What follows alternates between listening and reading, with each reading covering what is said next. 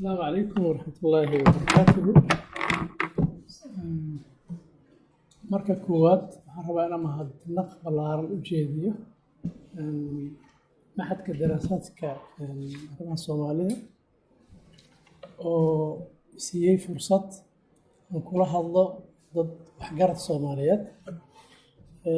soo dhaweyn fiicanna markaas ka hor xataa ii sameeyey oo jaamacadda isoo tusay oo si fiican ii qaabilay. hadalkayga maanta wuxuu ku saabsan yahay sida ciwaanka ka muuqata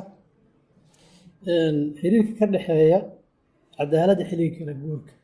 waxaa laga yaabaa macnaha marka kelmadda la yiraahdo in xoogaa uu galo shaki. macnaha cadaaladda xilliga kala guurka waa waxayna ugu yeeraan transitional justice. macnaha markii hore inta badan oo qoraallada laga sameeyay arrimahan kala guurku wuxuu ku saabsanaa dowlad ama dal ay ka jirtay keligii talisnimo oo u gudbay dimuqraadiyad, ama dal ay ka jirtay khilaafaad hubaysan oo inta ka soo baxay rabaa inuu u gudbo nidaam nabadeed. wadamo fara badan ayaa jira, gadaal ayaan si fiican uga sheegi doonaa. marka ciwaanka arrinkaas uu ku saabsan yahay macnaa sidee laga yeelayaa wixii dhacay markii la rabo in loo gudbo oo xaalad laga gudbo oo xaalad kale laga gudbo. waxay imaanaysaa in su'aalo la iska weydiiyo sideen ka yeelaynaa wixii hore oo soo maray. marka macnaha oo kelmaddan waa jiraan dad culummo oo qawaaniinta ah oo cilmiga bulshada oo macneeyey, laakiin macnayaashaas qaarna waa macnayaal kooban, kuwana waa kuwa. marka aniga waxaan soo qaatay macnaha oo qaramada midoobay ay siisay arrinkan, kaasoo ah mid wada koobaya ama daboolaya macnaha saxda iyo arrimaha ay khusayso dhan.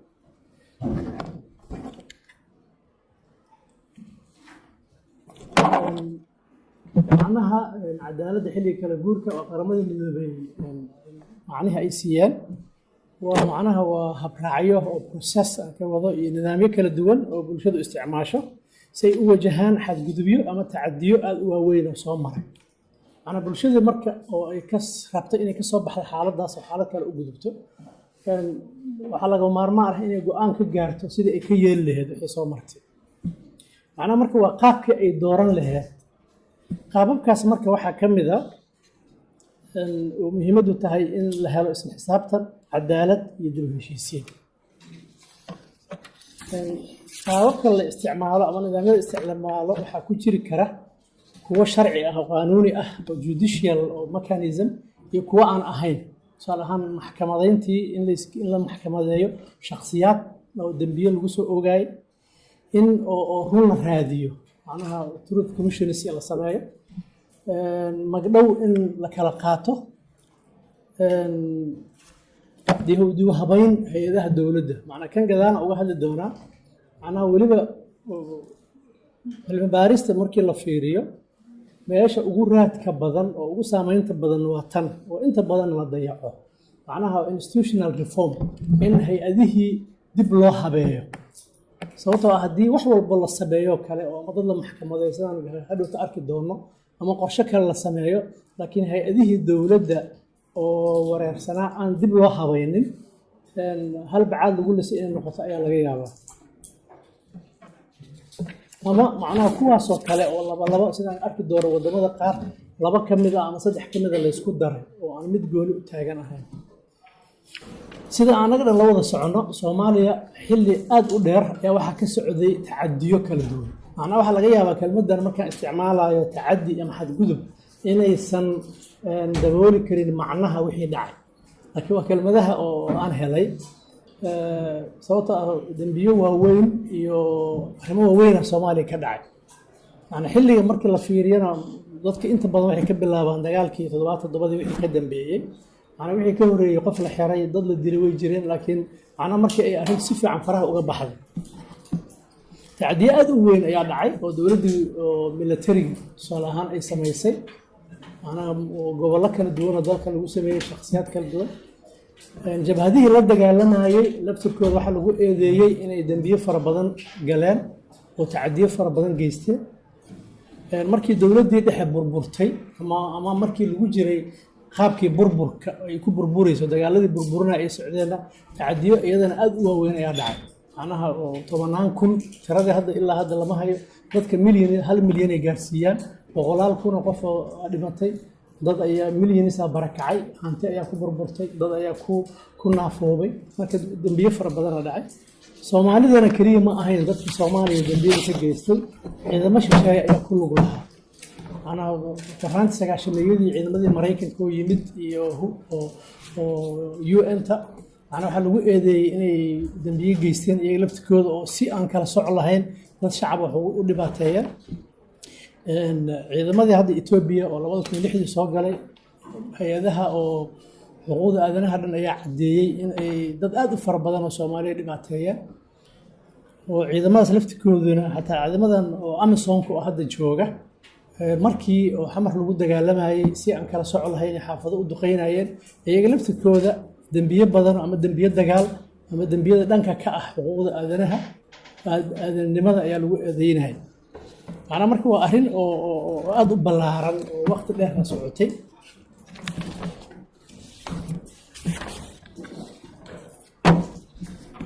arrimaha marka oo markaas yimid waxay tahay Soomaaliya shirar fara badan ayaa la qabtay oo dib u heshiisiineed waqtigii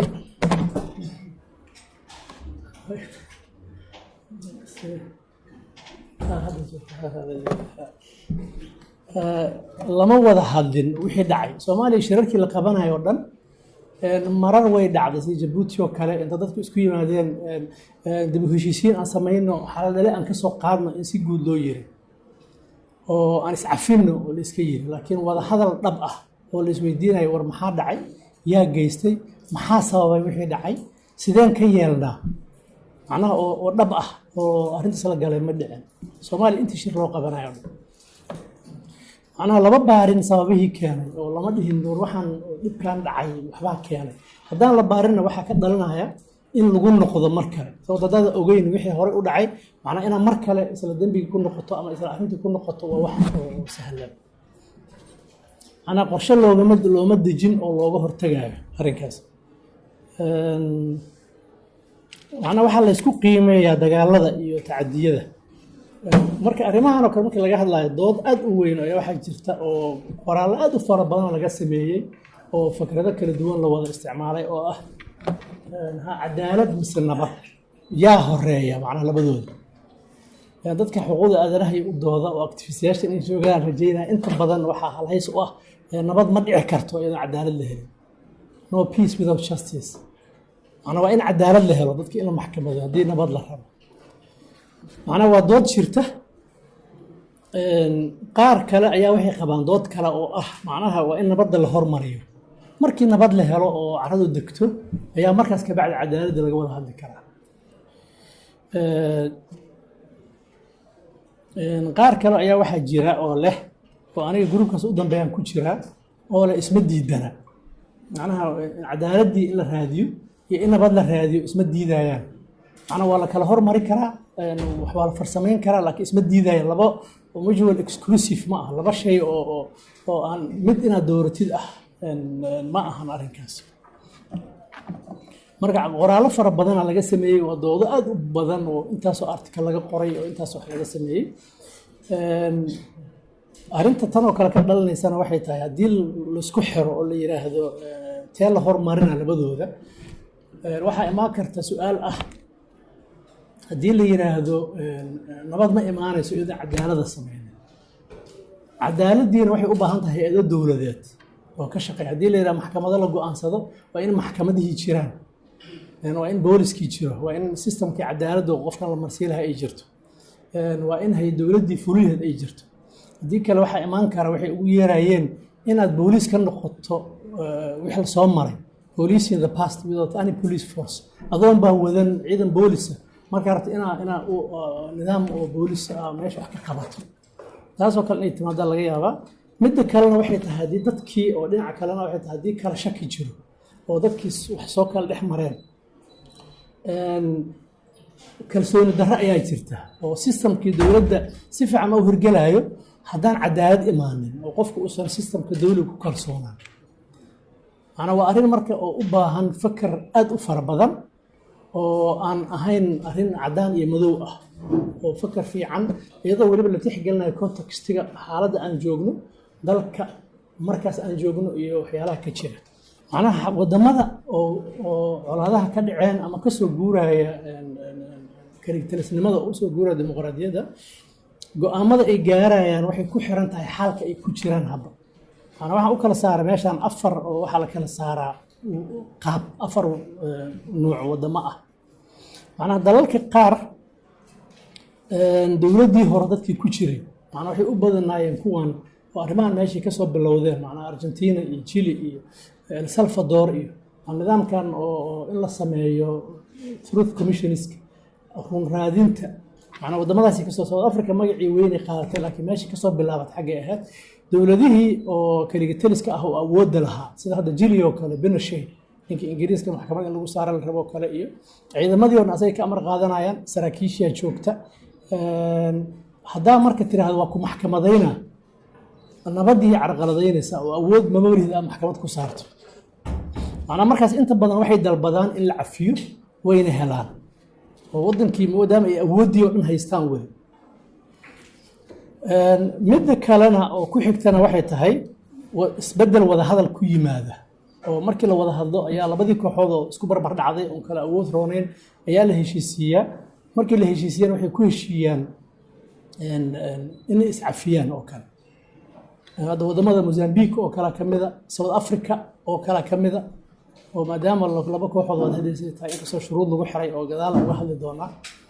macna marka waa laba oo dad isku barbar dhacay oo dib u heshiisiin inta loo qabtay markaas ay qasab noqotay in lagu soo daro wada waxa kamida oo kale sharaxaad gadaal uga bixi doona Sierra Leone 1999kii Lomé shir loogu qabtay waxa lagu soo daray in la iscafiyo oo faraha laga qaado ninkii markii qaramada midoobay wakiilka ka ahaa ayaa warqadii hoos wuxuu uga qor qalin oo uu leeyahay dambiyada caalamiga ah oo international crimeska kuma jiraan waxa la iska cafinaa laakiin markii dambe qaramada midoobay iyo Security Councilka arrinkii way aqbaleen oo in la iscafin karo hadii dadku go'aansadaan nabad lagu gaaro midda oo ku xigta xaalka ku xigana wuxuu yahay haddii hal koox guuleysato markaas inta badan waxa dhacda waxay ugu yeeraan victorious justice dadka guuleystay cadaaladooda macna waa dagaalkii labaad markuu dhamaaday cadaaladii dhacday oo maxkamadayntii ka dhacday Tokyo iyo Nuremberg oo Jarmalka ah maxkamad lama soo saarin dadkii isbahaysatada ee waxyaalaha ay sameynayeen macna Japan iyo Jarmalka iyo dadkaas bisa maxkamadeed hadda Jarmalka oo kale magaalada Dresden la yiraahdo kale dagaalku markuu dhamaaday ayaa la duqeeyay 100 iyo xoogaa kun oo qof ku dhimatay ereyadaas qofna isma weydiin sababta iyaga dagaalku waa looga adkaaday ana kooxdii guuleysatay markii cadaaladoodii ayaa inta badan la yiraahdaa marka kooxdaas guuleysatana go'aan iyada gaari karta qofna ma kala hadlayso cidna ma ka cabsanayso Rwanda marka hadda fiiriso dadka inta badan la maxkamadeynayo Huutugii waa kooxdii guuleysatay oo Paul Kagame kooxdiisa oo RBDF meel la yiraahdaa qofna wax ma u haysato markii xataa ay galeen dal Congo oo lagu eedeynay 100 kun oo qof inay dileen sababta iyaga guuleystay cadaaladii gacmahooda ku haystaan marka victorious justice waxa la yiraahdaa inta badan ka dhacda wadamadaas kan afaraadna waa dalal oo tusaale ahaan lagumana kala adkaan dawlad awood leh oo wax samaysa ma ka jirto qalaasiina wali waa ka socda iyo dagaaladii macna Soomaaliya oo kale Soomaaliya dadkii ma kala adkaanin dawlad hadda oo wax hirgelin karta ama qorshe samayn karta dib u heshiisiin samayn karta ama run raadi karta ma jirto marka xaaladda oo hadda dalku go'aanku gaaray waxay ku xirnaanay inuu fiiriyo dalkaas xaalka uu ku jiro oo u khaaska ah qaababka sida sheegnay loo wajaho marka raadinaha cadaaladda waa kuwa qaanuuni ah oo judicial mechanism iyo kuwa aan ahayn oo kuwa aan qaanuuni ahayn iyo kuwa ah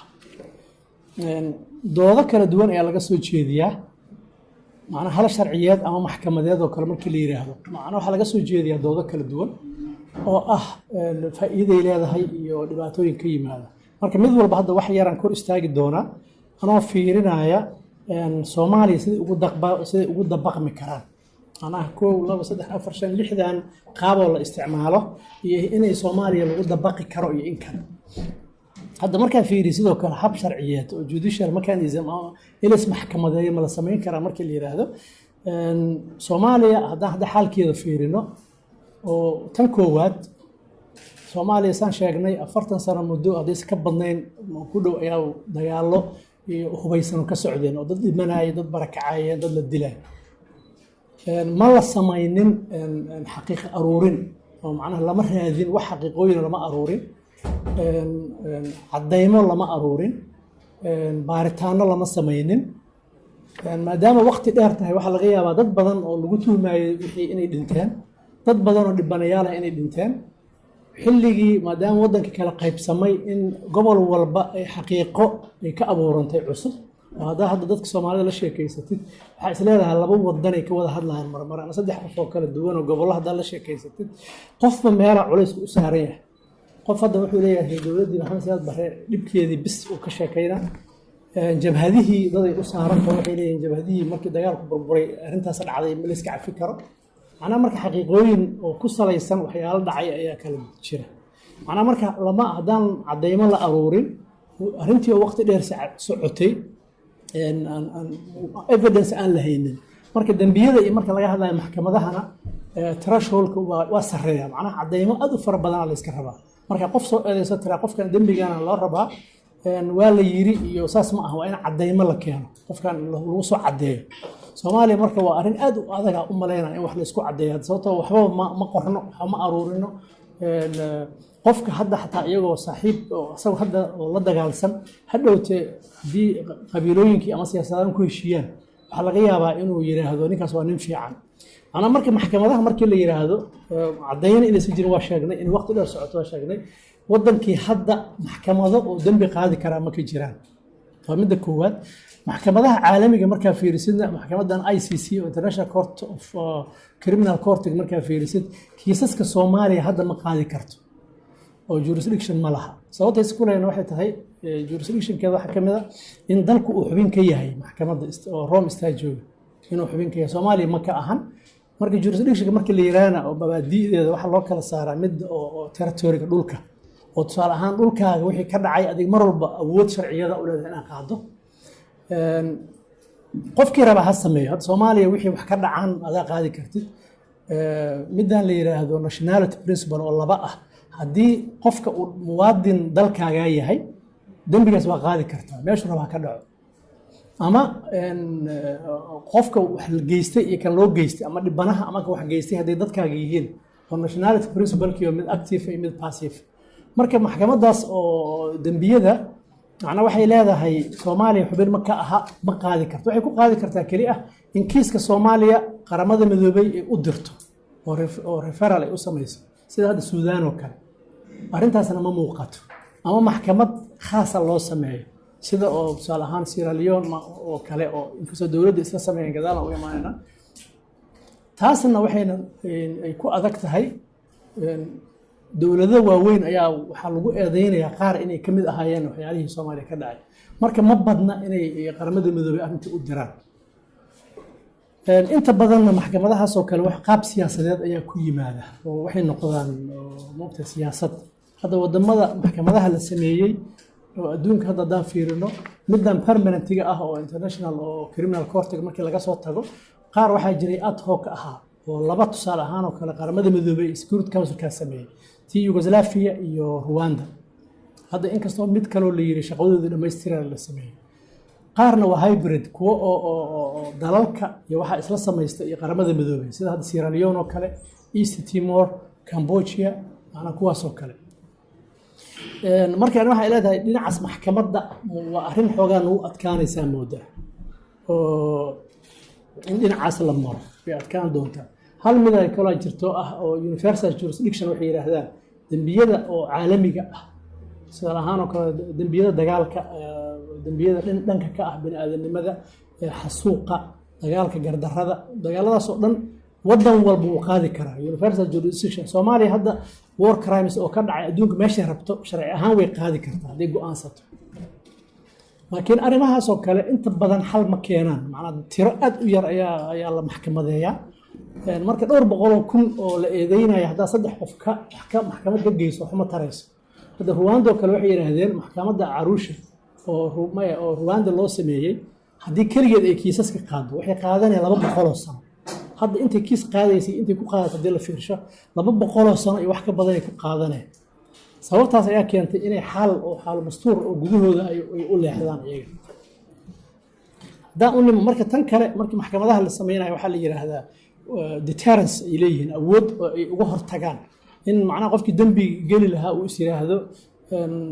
yaan wax lagu sheeganin adiga hadhowti oo way ka celiyaan laakiin taasna haddii xaqiiqada evidence-ga la fiirsho sax ma aha sababtoo dagaalkii labaad markuu dhammaaday maxkamadihii la qaaday dagaalkii qaboobaa marka dadka la leynayay ma joojin ruwaanda hadda iyadoo maxkamadda la siiyey kabacdi dagaaladii ma joojin marka dadka qaar waa laga yaabaa laakiin effectigaas ma laha waxay kaloo yidhaahdaan runta ayay aruurisaa oo markii maxkamadda la tago oo information la aruuriyo hadalkii saxda ahaa wixii dhacay ayaa aruursan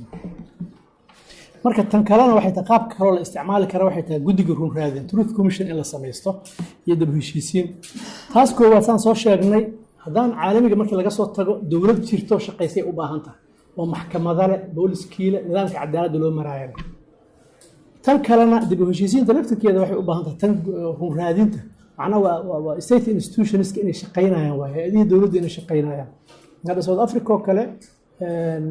cafis waxaa yimid oo shuruud ku xiran tahay shuruudda qof ka soo bixi waaya wixii wax ku fulinaay inay jiraan waa hay-adihii dowladda shaqaynaya oo haddaa waa inaad qiratid qofkii haddaa ama qiran weysid ama cafis weydiisan weysid tallaabo in laga qaadayo seefaa korkaaga saaran markaas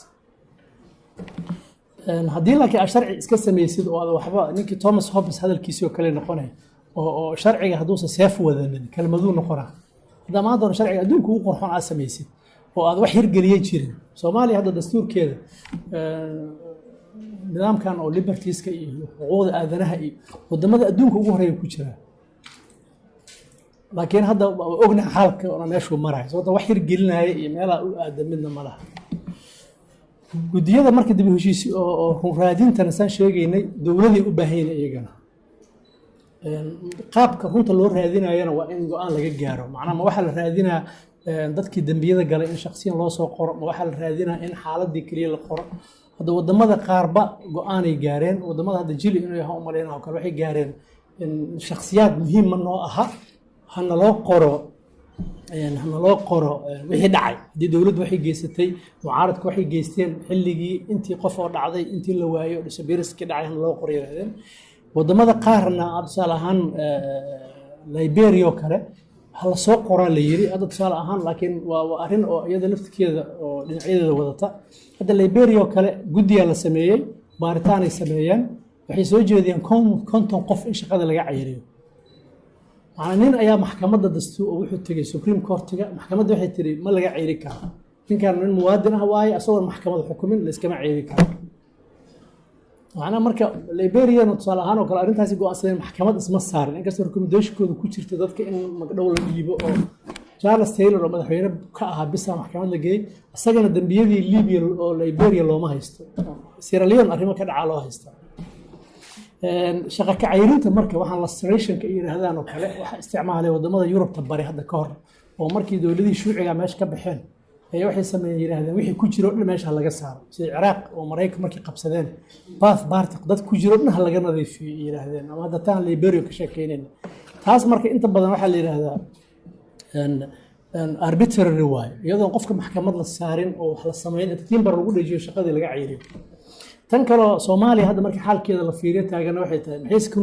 iska nuugtaa horta hay-ado oo la iska cayiriyo waa weyn ma jiraan dadkii hore oo wax la eedeynayay macna qofna ma qorna marka meel laga bilaababa almost ma laha marka nidaam aan anaga hadda isticmaali karno ma ila muuqdo labadaas horena waxaan sheegnay in dowlad loo baahan yahay dowlad shaqaysa iscafinta waxay yiraahdaan amnesty iyo mid shuruud ku xiran ah iyo mid balaankada mid la iska cafiyo dadka iyo mid kale iska cafinta way shaqayn kartaa haddii wax lagu daro aragtideeda haddii inta baaritaan la sameeyo oo wixii dhacay si fiican la iskula ogaado oo waxa la iska cafinayo la ogaado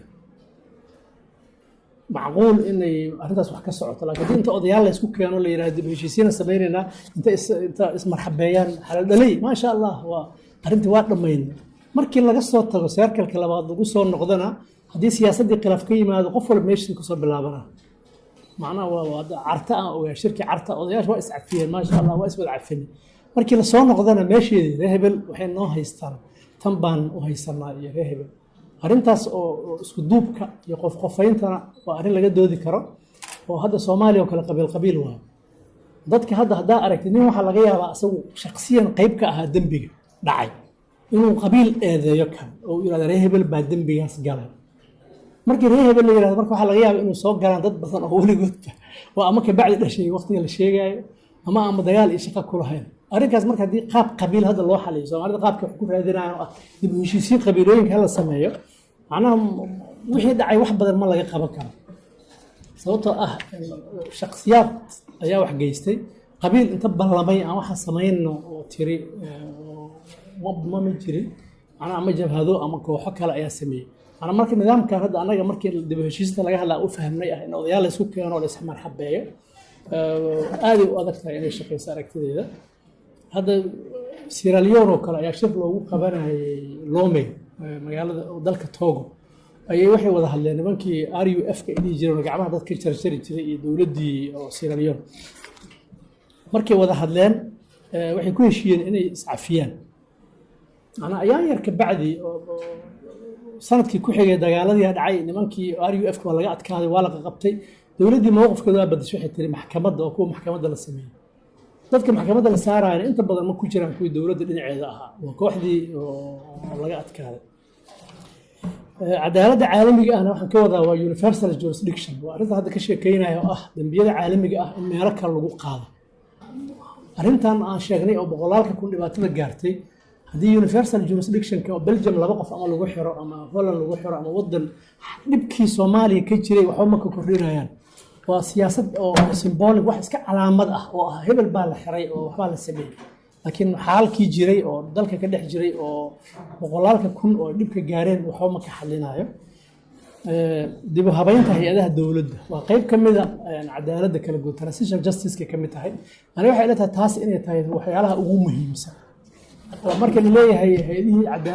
hay'adihii dawladda dib ha loo habeeyo macnaheedu waxay tahay hay'adaha in loo habeeyo qaab oo aysan macquul ahayn wixii dhacay inay lagu soo noqdo ana dastuurka in si fiican loo hagaajiyo maxkamadihii inay si fiican u shaqaynayaan booliskii in inta oo fatin lagu sameeyo la kala shaandheeyo oo ay si fiican cadaaladda u gudanayaan nidaamkii dawladda u shaqaynayo oo qofka muwaadinka ah xaqiisii oo dastuuriga uu ka heli karo haddaan sidaas la sameeyno hadda iyadoo isku qasan tahay arrintii maxkamado ama la aado ama qorshe kale la aado macnaha meesheedii ka soo bilaabanay inta badan macnaha marka heshiiska aniga hadda dib u heshiisiinta marka la leeyahay macnaha af Soomaaliga waa saan sheegnay odayaal inta la isku keeno oo ismarxabeeyo laakiin cilmi ahaan markii loo hadlayo waxaa soo hoosgelaysa in hay'adihii dawladda dib loo habeeyo markii awoodda la qaybsado ka bacdi wixii dhacay si aan loogu noqon oo dhan aad looga taxadaro wixii dhacay laga wada hadlo hay'adahan cadaaladda booliska maxkamadaha si fiican loo hagaajiyo shaqada qaab cadaaladda lagu qoro si dadku ay ugu kalsoonaadaan nidaamka dawliga ah macna taas haddaan la helinna macna wixii kale oo la sameeyo waxay noqonayaan wax la iska sameeyo marka gunaanadkii waxa aan dhihi lahaa nidaamkan cadaaladda kala guurka waa arrin aad u xiiso badan Soomaaliduna inay ka hadasho u baahan tahay in laga doodo oo aan macnaha eedda ah reer hebel waxaan sameeyay iyo reer hebel saan galay iyo hebel saan sameeyay mana caawinayso oo laga yaabaa inay xoogaa koox meel iskugu timid ay ka saarto naqaska xoogaa ka bixiso laakiin xalkii arrintii dhibkii Soomaaliya ka jiray wax badan ma ka geysanayso ana marka ay rabtaa inay muhiim tahay in marka hore laga shaqeeyo si dawlad loo heli lahaa hay'ado dawladeed oo wax fulin kara nidaamyadan kala duwan oo cadaalad oo la raadinayo haddaan dawlad jirin oo dawlad shaqaynaysa jirin lama heli karo arrinka marka imaanaysa waxay tahay haddaan kalsoonidii shacabka la helin dawlad ma dhismayso kalsoonidii shacabka in loo helana waa in cadaalad la helo cadaaladii lama heli karo haddaan hay'ado dawladeed shaqaynaya la helin arrinkaas sidoo isku waafaji lahaa marka waa arrin oo la dhex taala هذا ما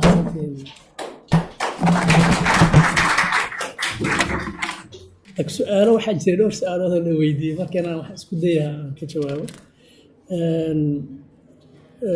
تنكوادو إن حالك Soomaaliya gooni loo fiiriyo taas waa aaminsanaa sababtoo ah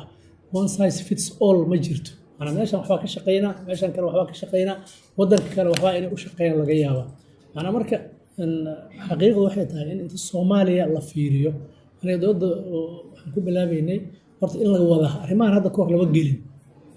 waa laga bood sida walaalkan sheegay marka inta la wada hadlo in la yiraahdo war arrinkan waa dhib jira sideen u wajahnaa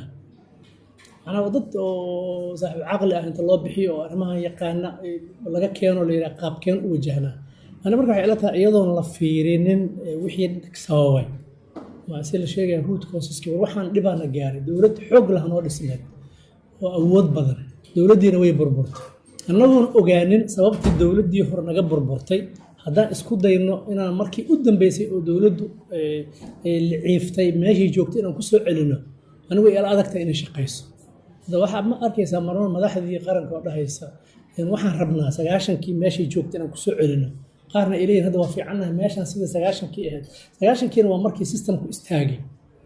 dawladda kacaanka waqtigii hore oo sida fiican u shaqaynaysa hadii lagu daydo waxyaalo looga dayi karaa laakiin waqti waxaa jiray ay garaafka hoos u socday oo cadaalad darrada hoos socotay nidaamkii eexda socday haddii kaas marka lagu daydo oo maalintii dawladdii burburtay sidai ahayd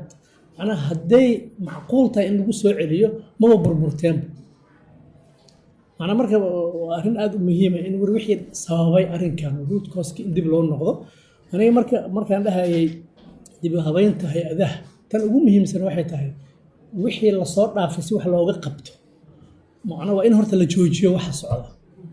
ana dareenka maamaayo ay leeyihiin waxa jirta ah haddaa tubo ay meel ka socoto tubo biyaha socota tubii biyaha markay socdaan inaa wax rabta nadiifiso meesha macnaa tubada inta biyaha ka socdaan ma nadiifin kartid sababta biyihii yaba socda waa qoyantahay marka waa inaa horta tubada iska xirtid marka hore marka cadaalad darradii lasoo dhaafay iyo wixii laga qaba lahaa intaan loo gaarin horta waa in la joojiyo oo macnaha inta hay-ado fiican la sameeyo cadaaladii la sameeyo oo marka dawladda oo la dhiso hay-adihii dawladda dib loo habeeyo oo qaladaadkii hore u dhacay oo dawlad la-aantan la gaarsiiyey si ayna mar kale u dhicin markaasna wax aad u macquula marka inaan anagoo degan oo hay-adihii shaqaynayan inaan gadaal u noqono markaas laakiin hadda waxaa moodaa wayba socotaa hadda dagaaladii u dambeeyey gaalka haddaa fiiris kismaayo haddaa fiiris waa wax socda oo weli dhammaan haddana macquul tahay inay weli sii socdaan taas horta waa arrin oo aan isleeyahay waa cadaaladana marka laga hadlayo oo la rabo hay-adaha in la hagaajiyo waxay yidhahdaan cadaaladda procedural justice waxay yidhahdaan ugu fiican oo ah in la hagaajiyo haddii tusaale hay-adaha dowladda laga hadlayo waddo oo fiican oo lasoo maro oo qof walba uu ogyahay haddaad tusaale ahaan booliska tagto intaana xaq u leedahay waddadaanana maraysaa warqaddaa meeshaan ka qaadanaysaa tan oo cadaalad ah oo aysan macno lahayn qofkii soo maraayo hadduu madaxweynuhu soo maro iyo haddii qofka oo waddada maraayo uu soo maro meel uu si caadi u wada mari karo macnaa oo procedural justice waxay yidhahdaan dhinacaas loo soxo aniga waa isleeyahay marka haddaan la joojin oo hadda markii systemka dowladda la dhisaayo inagana intaa arkay oo awood qaybsiga oo power sharingka qayb yar oo dib u heshiisiinta ka mid ah waayo annaga laakiin inta badan aniga hadda intii dowladaha markii 2000 laga soo bilaabay ilaa hadda haddaad si fiican u qiimaysid waxaa arkaysaa oo inay kuu soo baxda laga yaabaa awood qaybsigu markuu dhammaado kooxdii awoodda qabsata macnaha waxaan waa isi siiyaan meelay la galaan qorshahooda dhanna wuxuu noqdaa kooxihii ka soo horjeeday sideen oon uga raynaa sideen awoodda usii haysanaa macnaa waxaa la iloobaa marka waxaan waa wax la qaybsaday system la rabo in dib loo abuuro waayo cadaalad oo adiga oo hadda awoodda qabsaday iyo qofkii aad ka guulaysatay iyo qofka kalena u sinantiin waa aduu maliyid laakiin hadda koox walba haddaa u fiirsatad macnaha systemka dowladnimada koox ayaa yeelata markii meesha yimaad iyagaa leh hadda dhalinyarada waxaan arkaa markay facebookyada wax ku qorayaan qof ayaa wax qoraa wuxuu leeyahay madaxtooyada macnaha madaxtooyada shakhsigiyaaba noqday hadda meesha annaga ku guulaysanay annaga iskale marka ayaan markii la joogo waa lagu xanaaqa waa laga tuuraa kooxdii kaloo timaadana cashar ma laga qaato waddadii laftirkeedii ayaa moodaa in la maraayo oo dowladnimadii in jeebka la gashado sida qof wax jeebka ugu jiro arrinkan waa arrin dhexda yaalla oo cadaalad la rabo adigii hadda oo kambeynka soo galoo guulaystay iyo qofka bannaanka jooga waa inaa isku sinantihin sistamka dowliga waa in cadaalad ay jirto oo hay-adihii dowliga u sinaataan haddaan marka la joojino saas la helina waxaa laga yaabaa inaan iskaga socono oo dhibkii uu noo sii kordho xisaabtii macnaha xisaab furan oo mar walba ay wax ku darsamayaan ay noqoto tan intaasi ku soo noqnoqotay cadaaladda iyo marka la leeyahay cadaaladda horeysa aniga waxaan is leeyahay mid markii laga hadlayo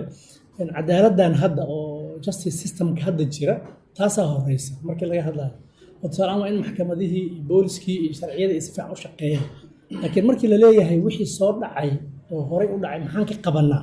oo justicekaas laga wado waa dood taagan tusaale ahaan Cambodia laga dhawaajiyay tusaale ahaan Cambodia oo kale markii la sameeyay UN administration loo dhiibay nin Japanese madax looga dhigay way iska dhaafeen cadaalad iyo qofna maxkamad ma la sameeyay Hussein iyo kooxii waa la isku keenay nidaam loo sameeyay hadda dhow ayaa la bilaabay markii arrintu degto wadankii degay in dadkii dambiga gaar wax loo sheegto ani markaan lahaa isma diidayaan waxay tahay iyadoo aan laga tanaasulin in cadaalad la helo in la isku dayo hadda tusaale ahaan hadda dadka qaar waa hubaysan yihiin sida la ogyahay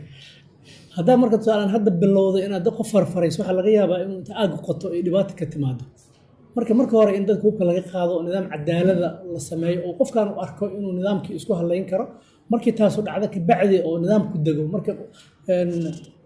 waxba la sameyn karaa ani waxay la tahay marka talaabada koowaad su'aal video ahayd waxay kula tahay ani waxay la tahay talaabada koowaad inay tahay in horta la helo guddi madax bannaan oo baara waxaan Soomaaliyeed ajnabi waa adeegsan karaan horta ama aan is cafino ama wax isku sheeganay horta waxaan iska cafinayna waa inaan ogaano xataa yaa dambi galay yaa laga galay sidee tahay qaabkaan rabna hal loo term of reference ka loo qoro hal la yiraahdo shakhsiyaadka hal la qoro dambiyada hal la qoro laakiin waa in go'aan yimaado war wixii dhacay sida hadda qof wala ka dhawaajiyay haddaan wax laga qaban inay dhibkii uu mar kale soo noqday laga yaabaa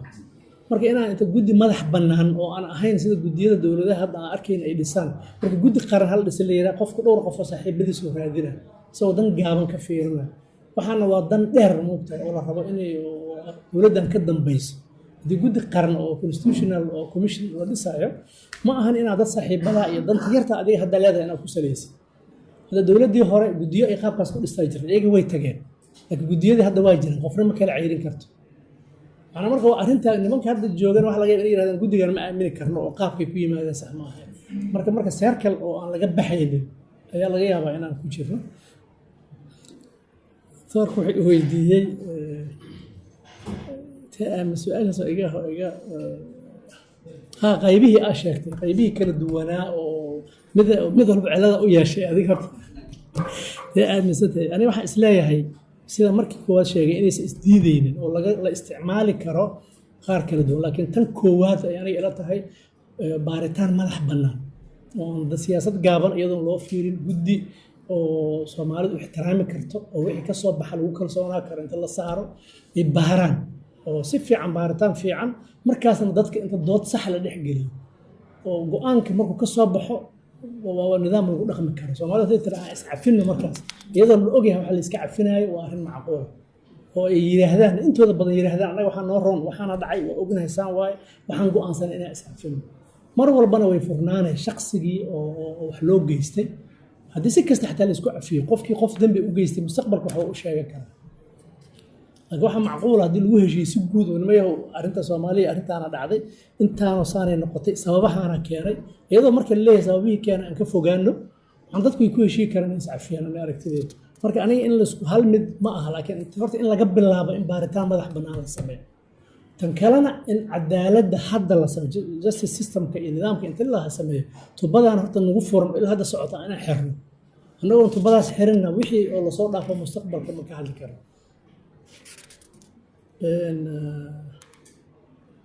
هذا رواندا كله سؤال أنا كله نظام كان أو كواحد يقول يستع عدالة السميسي أنا عندي ضد أو سوشيال ساينس كده أو نبض كان أركوا حليين هذا رواندا النبض أو وحكيت خويسا أرمد بيس في حير هذا أنا كوح أو ير أو لقيت ربنا يا أود كويسات سويته كواحد بدنا هذا واحد دلبنا يسعى ديمقراطية ده سنة و permanent أو majority ديمقراطية مركب ما هدي تسأل عن كوح أي بدن تهاي وهذه وقت أنا بديني صوت تراد ما عثنا لوقات من كانوا ولا جب بدني هاي وحي سوق جارو أوجي هاي هوب كيرو هيستا معناها وسجى ماشي حكومة معقول ما هي إنه هوب كيس كدقة أو جرادة إنه ولا جست تذكر الحكومة رجع يبقى هين محل هذا أو الخيب الصح oo ah wana jagooyinka noocaas ah dadkaan hale kuwan saa ilaa inta meel laga gaaray Soomaaliya marka waxa laga yaabaa taas oo kale wada qaybsi oo sax ah oo ahayn wasiirada iyo madaxweynaha si ay u kala qaadanaa laakiin ilaa hoos u degsan oo cadaalad ku salaysan inaan u baahno intaas waxaan u maleynaa su'aalihii inta oo u badneed iyo intaas ahayd faallooyin aad u fiicanna oo wax badan oo shaqsi aan ka faa'iidaysan doonana oo la soo jeediyey marka aad ayaan idinku mahadcelinaa mar labaad